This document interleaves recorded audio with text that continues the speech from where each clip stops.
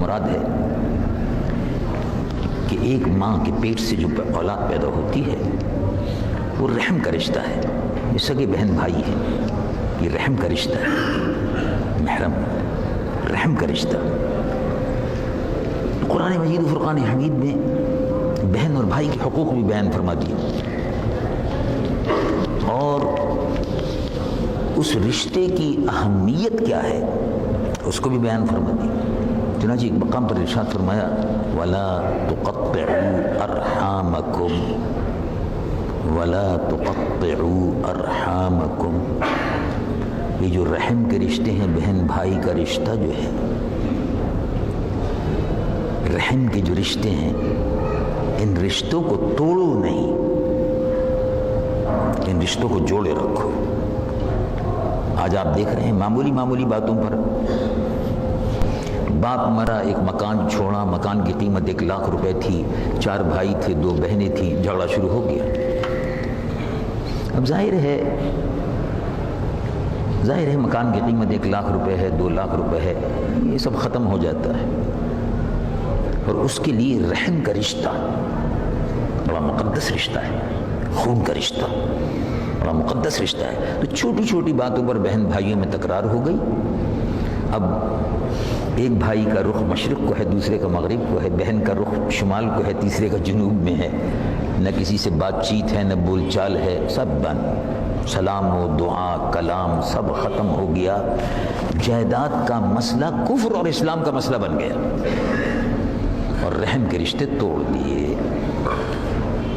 قرآن مجید و فرقان حمید میں ارشاد فرمایا والذین یقطعون ما امر اللہ بہ ان یوصل، جو لوگ ان رحم کے رشتوں کو توڑ دیتے ہیں، جن کے جوڑنے کا اللہ نے حکم دیا،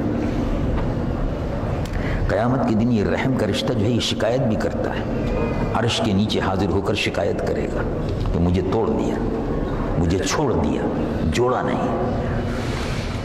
تو ارشاد ہوا والذین یقطعون ما امر اللہ بہ ان یوصل ویفسدون فی الارض اولئک لهم اللعنۃ ولهم سوء الدار، جو بہن بھائی کے رشتے کو معمولی باتوں پہ چھوڑ دیتے ہیں، توڑ دیتے ہیں، ان پر اللہ کی لعنت ہے۔ اب یہ معمولی سی بات، ہم اس کو معمولی بات سمجھتے ہیں، کیا بات ہو گئی بھائی، وہ آپ اپنے بڑے بھائی صاحب سے، چھوٹے بھائی صاحب سے بات کیوں نہیں کرتے آج کل؟ ہاں وہ ذرا جائیداد کا جھگڑا ہو گیا تھا، وہ پیسوں کا لین دین کا تھا، یہ تھا وہ تھا، بس سلام و کلام دعا بند ہو گئی۔ اب یہ سب چیزیں معمولی چیزیں ہیں اور اس کا اثر بہت بڑا پڑتا ہے۔ یعنی اللہ تبارک و تعالی نے اس رشتے کو ہر صورت میں جوڑے رکھنے کی ہدایت فرمائی۔ یہ بہت نازک، بڑا مقدس، بڑا بابرکت رشتہ ہے۔ والدین، بہن اور بھائی، یہ خاندان کو جوڑنے کا حکم ہے۔ یہ تتر بتر اگر ہو جاتا ہے تو فساد پھیلتا ہے زمین پر فساد پھیلتا ہے۔ یفسدون فی الارض، یہ زمین پر فساد پھیلاتے ہیں۔ آج حضور پرنور سید العالمین مصطفیٰ صلی اللہ علیہ وسلم سے صحابی رضی اللہ عنہ وارضاہ نے عرض کیا کہ مجھ پر کس کا حق ہے؟ شاید فرمایا امک، کس کا حق ہے زیادہ، کس کا حق ہے؟ کہ امک، اماں کا حق ہے۔ پھر عرض کیا گیا رسول اللہ صلی اللہ علیہ وسلم پھر کس کا حق ہے؟ میں امک، اماں کا حق ہے۔ پھر ارشاد فرمایا، کہا امک، 3 مرتبہ ارشاد فرمایا امک۔ پھر عرض کیا کہ یا رسول اللہ صلی اللہ علیہ وسلم پھر کس کا حق ہے؟ فرمایا ابا کا، تمہارے ابا کا حق ہے۔ پھر اس بعد حضور کس کا حق ہے؟ فرمایا اقارب ذوی القربہ، قرابت داروں کا حق ہے۔ قرابت داروں میں سبھی آتے ہیں۔ اب دیکھیے بظاہر مثلا بڑے بھائی کی کوئی خاص اہمیت نہیں ہے، بھائی ہے ٹھیک ہے، اس میں کوئی شک نہیں، بظاہر یہی سمجھتے ہیں لوگ بات۔ دوسرے کسی مذاہب میں اگر آپ پوچھیں تو نہ تو چھوٹے بھائی کی کوئی تمیز ہے، نہ بڑے بھائی کی کوئی تمیز ہے، لیکن ہمارے یہاں وہ حقوق کا تعین کر دیا گیا. والاخ الکبیر کالابی، اور بڑا بھائی جو ہے اس کا احترام اسی طرح سے ہوگا جیسے باپ کا احترام ہوتا ہے. دیکھا آپ نے، یعنی کیا تقدس عطا کیا ہے رشتوں میں. اور اسی طرح سے ماں کی جو بہن ہے خالہ، ظاہر خالہ ہے، اس کا احترام بھی اسی طرح سے ہوگا جس طرح سے ماں کا احترام ہوتا ہے. مثلا حضور پر نور سید العالمین مصطفیٰ صلی اللہ علیہ وسلم مسجد نبوی شریف میں رونق افروز ہیں. حضور پر نور صلی اللہ علیہ وسلم کی خدمت اقدس میں عرض کیا کہ دائی حلیمہ سعدیہ رضی اللہ عنہ، حضور پر نور صلی اللہ علیہ وسلم کو انہوں نے دودھ پلایا تھا. تو دائی حلیمہ سعدیہ کی بہن جو ہے وہ ملنے کے لیے تشریف لائی. تو ارشاد فرمایا بلاؤ. حضور پر نور صلی اللہ علیہ وسلم کھڑے ہو گئے. ظاہر ہے جب دودھ پیا ہے تو ماں ہو گئی، رضاعی ماں، اس کو شریعت میں رضاعی ماں، دودھ پلانے والی ماں ہو گئی. بار اس کا ایک مرتبہ ہے. تو اب آپ اس سے اندازہ لگائیے، وہ تشریف لائیں، اللہ کے محبوب صلی اللہ علیہ وسلم کھڑے ہو گئے، شانہ اقدس سے چادر شریف کو اتار کر بچھا دیا. کہا بیٹھی تشریف رکھیے. ارشاد فرمایا کہ ان کی بہن نے مجھ کو دودھ پلایا ہے، وہ میری ماں تھی. یہ ان کا احترام. یعنی اسلام میں، آپ کے دین میں قدم قدم پر قرآن مجید و فرقان حمید اور اللہ رب العالمین جل جلالہ من والو رہنمائی فرماتا ہے رحم کے رشتے، ان کا احترام. تو ایک صحابی رضی اللہ عنہ وارضاہ نے عرض کیا کہ حضور ارشاد فرمائیے کہ اللہ تبارک و تعالی میرے رزق میں برکت عطا فرمائے. میں پریشان ہوں،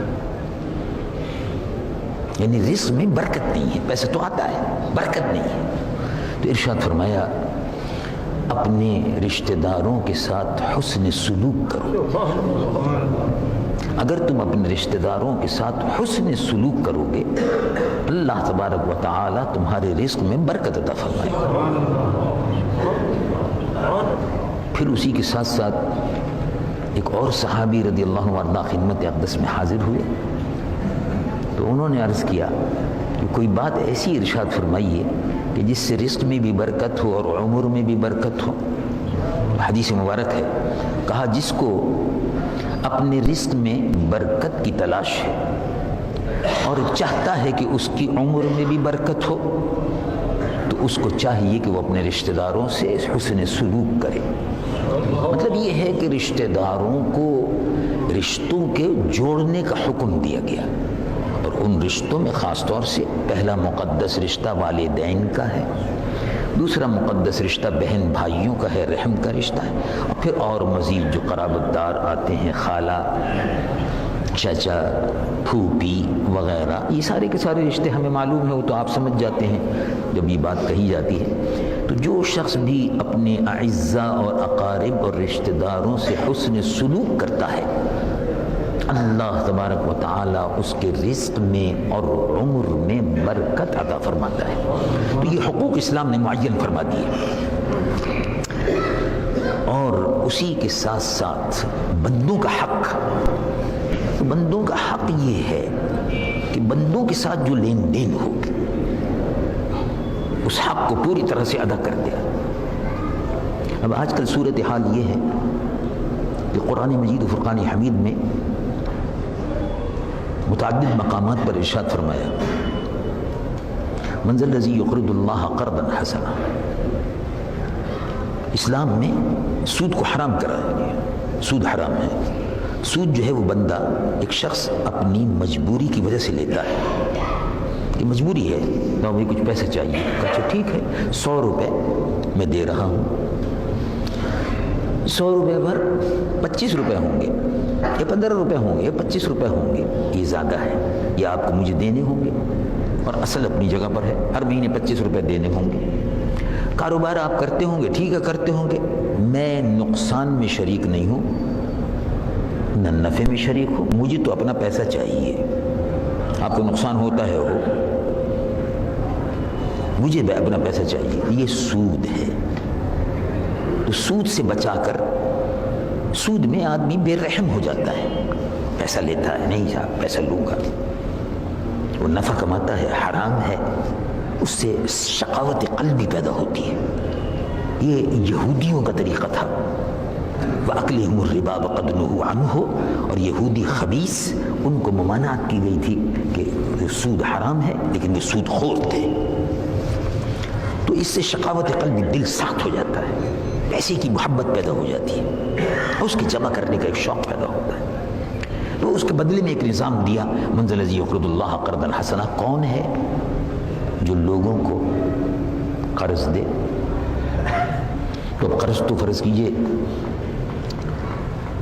آپ نے کسی شخص کو قرض دیا، وہ آیا اپنی ضرورت کے تحت، آپ نے اس کو قرض دے دیا،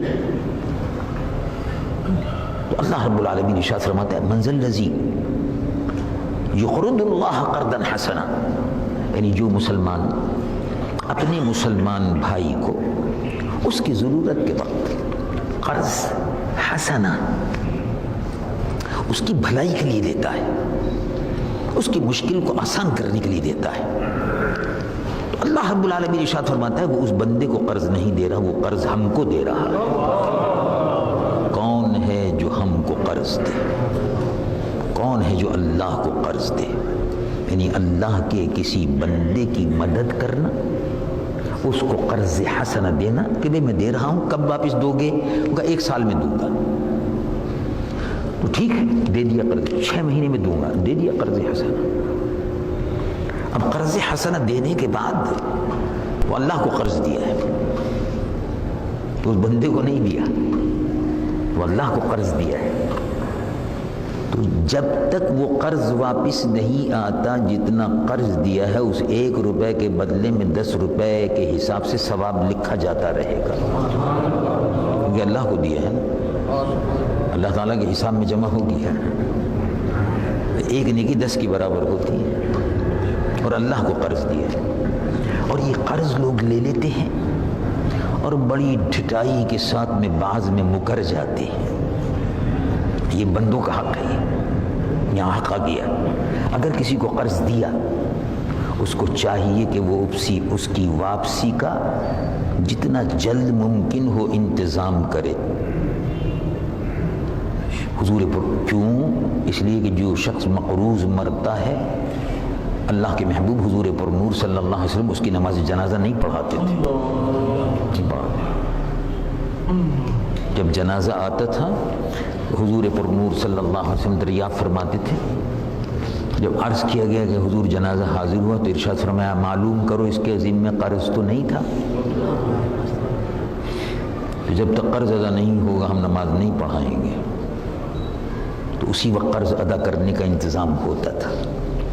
اور اگر یہ عرض کیا گیا کہ یا رسول اللہ صلی اللہ علیہ وسلم بہت غریب تھا، قرض ادا نہیں کر سکتا تھا، واقعی غریب تھا، چاہتا تھا کہ قرض ادا کرے لیکن نہیں ادا کر سکا، تو ارشاد فرمایا کہ اس کا قرض ہمارے ذمہ ہے، ہم ادا کریں گے۔